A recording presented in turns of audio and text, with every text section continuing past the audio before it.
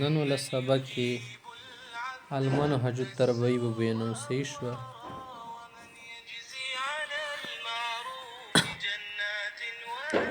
المنهج التربوي في الوعظ والإرشاد.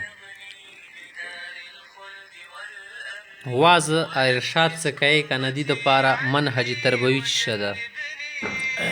کله چې ته مرشد جوړیږي کنه د شی ارشاد کوي هغه مسترشد شو کنه تو نه رشد حاصلې تور ته رشد خایدی ته مرشد یل شي. صحیح ده.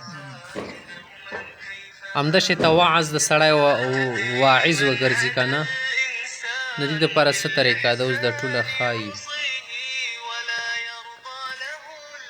حوزة المنهج التربوي في الوعظ والإرشاد دين تثبت بداية من قوله تعالى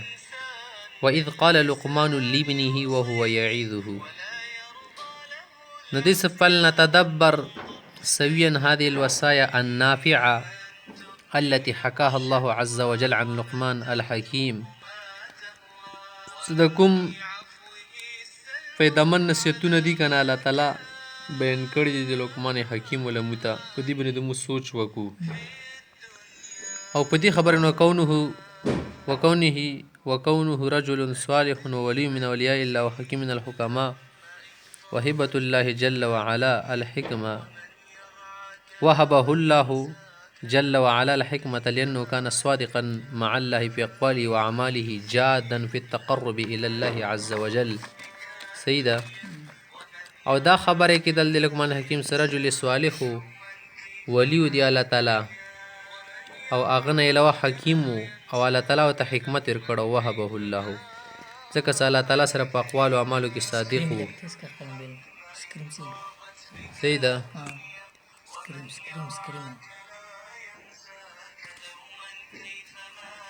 هغه نه علاوه شو نور جادن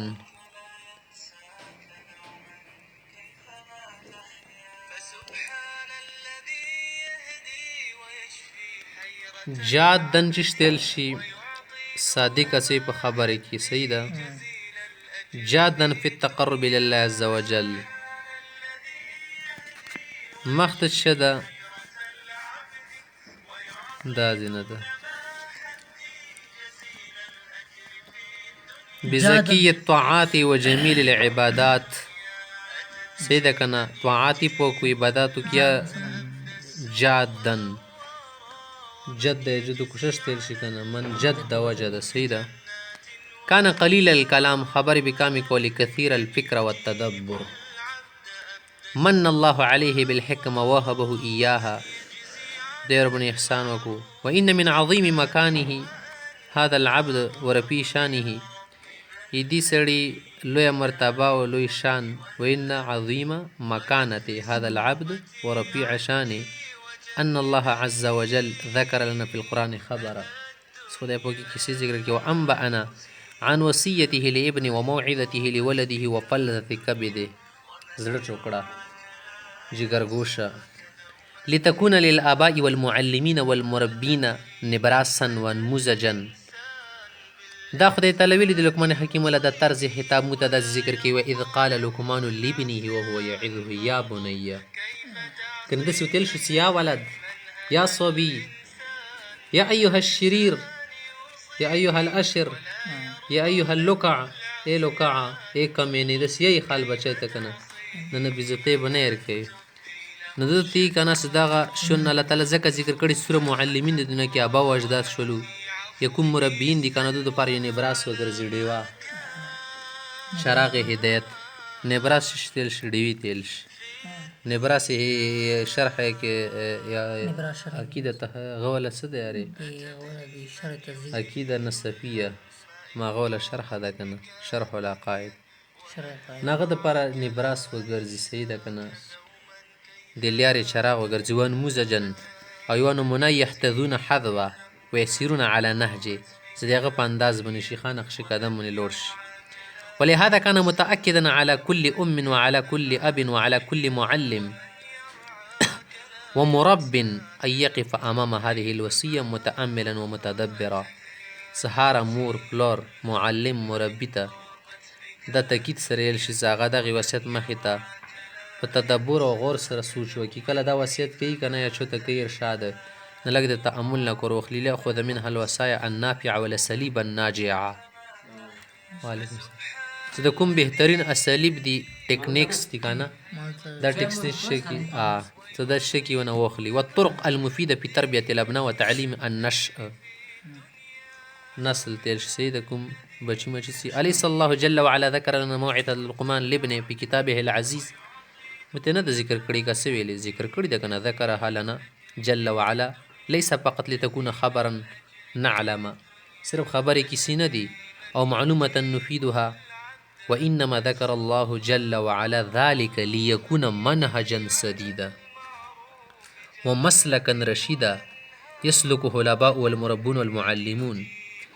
دا ټولې خبرې دي دپاره نه ذکر کړي څه خوندونه ونه واخلي نه منهج سدید ده دا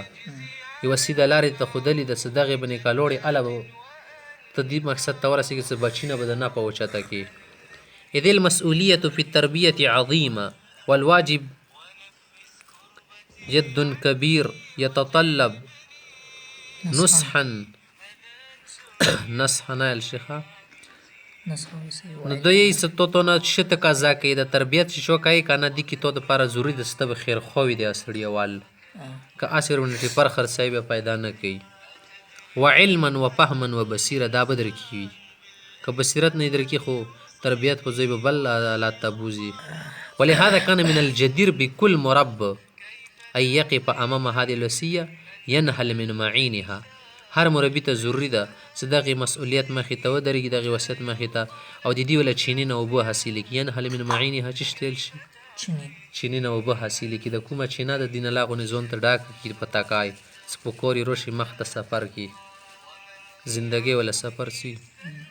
ويتزود من حکمها ودلالتها دغې کوم حکمتونه دلالت د هغه نه توشه ځان ته تیاره کړي.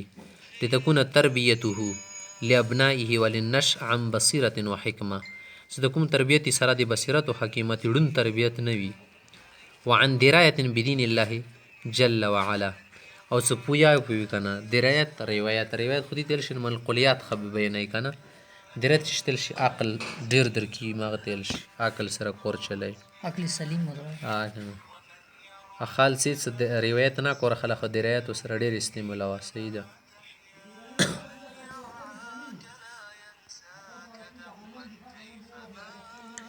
مختصي ولقد كانت وصية لقمان الحكيم لابنه موعظة رقيقة در نرم نصیحت ورته کړو کلمات متدفقه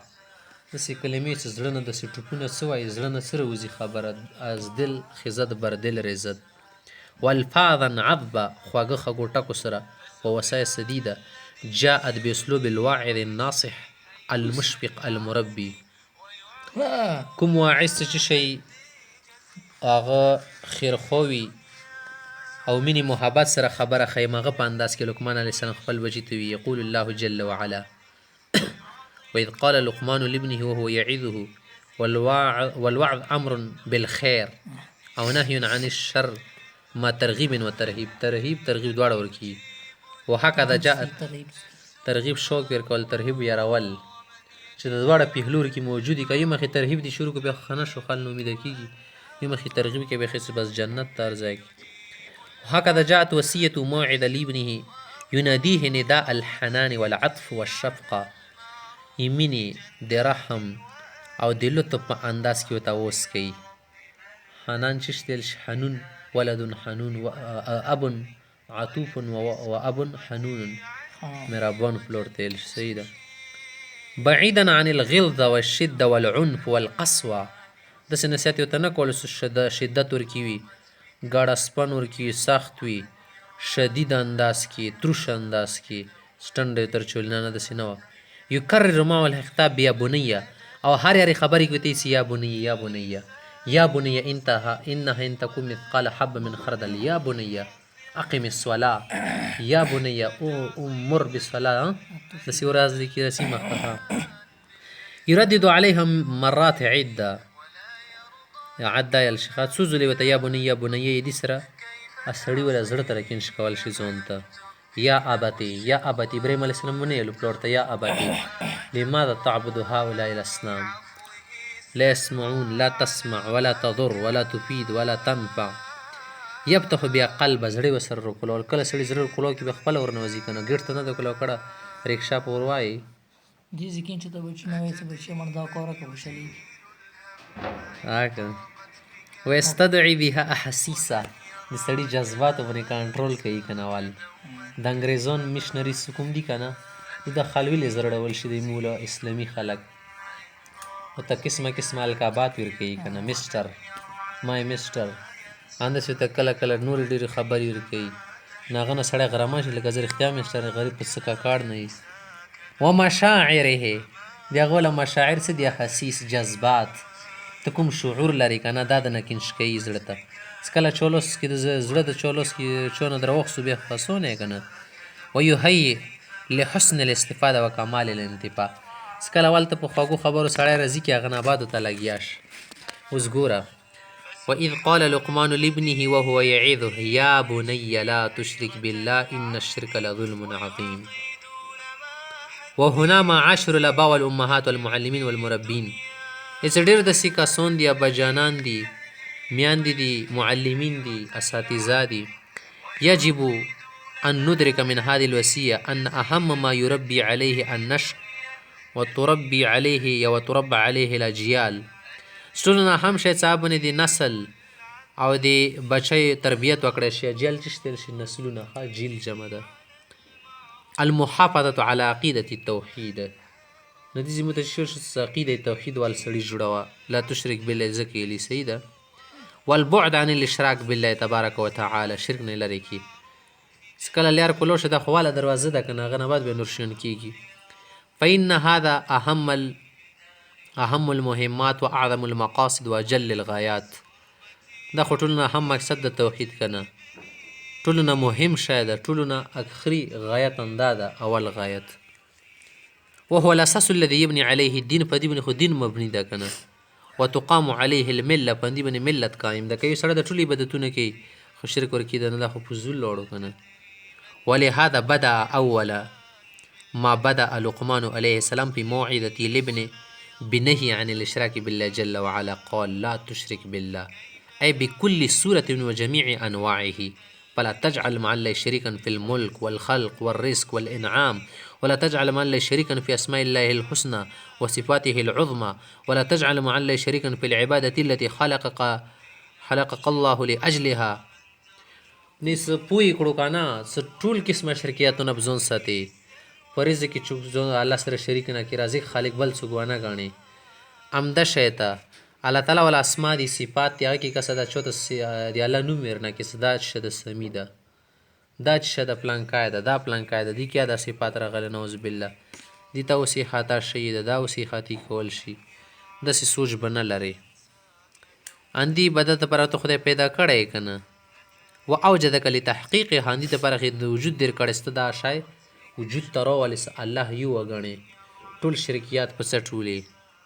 وبين لقمان لابن أن الشرك لظلم عظيم فهو أظلم الظلم وأكبر الجرم وأعظم الآثام وأي ظلم أشنع وأي جرم أفزع من أن تصرف العبادة لغير الخالق العظيم والرب الجليل سبحانه وتعالى صدا خو ټولو نه لوی ظلم دا اکبر الجرم ده ټولو نه غټه ګناه ده او دینه بل کوم شنیع ظلم کېدل شي اشنا شنیع بېکوره تیل شي افزا چیشتل شي فضاعت در باندې راولي هیبت کې دوا شي خوفناکه دیږي څه دینه لوی بل څه جرم کېدل شي ست عبادت غیر خالق ته شکي وګرځي خالق نه موړ کې او غیر خالق ته وګرځي صحیح ده داسې مې سوال ده لکه ټوپۍ پسې رول شي سار باندې که نه خپې ته یې ور واګنډي یا خپه ورکې روانه کړي څوره بې انصافۍ ده یا پرتوکه د پوسه نه راواغوستوله عبادت لله ده او دې شروع کړو غیر الله ته خمختسي ولما كان مقام الأبوين عظيما ومنزلة رفيعة والدين مقام درجة اوچته ده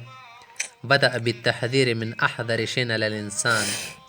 ألا وهو الشرك